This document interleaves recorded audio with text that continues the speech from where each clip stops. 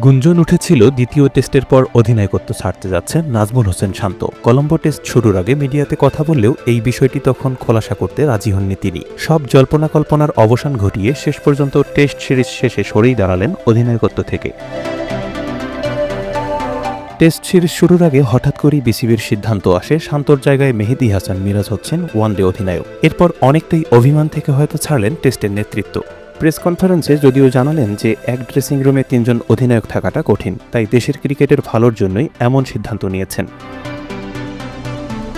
২০২৪ সালের ফেব্রুয়ারিতে ৩টি সংস্করণেই বাংলাদেশ দলের নেতৃত্বে আসেন শান্ত। ২৮ জন কলম্বো টেস্টের হার দিয়ে টাইগারদের অধিনায়ক হিসেবে তার যাত্রাটা শেষ হলো। তাই অধিনায়ক হিসেবে তিনি সফল নাকি ব্যর্থ, এই প্রশ্নটা এখন ভক্ত সমর্থকদের মনে আসতেই পারে। টেস্টে অধিনায়ক হিসেবে শান্ত ম্যাচ খেলেছেন ১৪টি। তার নেতৃত্বে বাংলাদেশ জিতেছে ৪টি ম্যাচ, একটি ম্যাচে ড্র ও হেরেছে ৯টি ম্যাচ। প্রথম জয়টা আসে নিউজিল্যান্ডের বিপক্ষে। বাঁহাতি এই ব্যাটারের সবথেকে বড় অর্জন গত বছর পাকিস্তানকে তাদের ঘরের মাঠে হোয়াইট ওয়াশ করে ২-০ ব্যবধানে সিরিজ জয়। আর চতুর্থ জয়টা এসেছে চলতি বছর ঘরের মাঠে জিম্বাবুয়ের বিপক্ষে।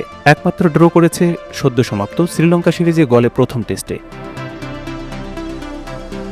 অধিনায়ক হিসেবে শান্তর যাত্রাটা শুরু হয় ২০২৩ সালের শেষ দিকে।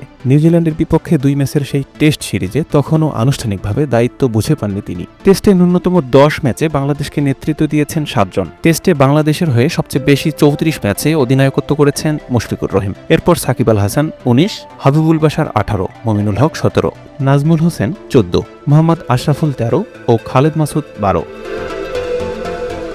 ওয়ানডেতে হঠাৎ করেই শান্তকে দায়িত্ব থেকে সরানো হয়েছে শ্রীলঙ্কা সিরিজের আগেই। সাদা বলের এই সংস্করণে তার অধীনে ১৩ ম্যাচ খেলে টাইগাররা জিতেছে ৪টি ম্যাচ। অধিনায়ক হিসেবে ওয়ানডেতে ৫১.২৭ গড়ে ৫৬৪ রান করেছেন তিনি। টি-২০তে তার নেতৃত্বে বাংলাদেশ ২৪ ম্যাচ খেলে জয় পেয়েছে ১০টিতে।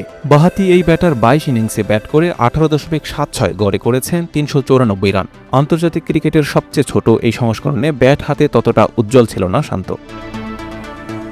Mohammad Rafi, NTV online.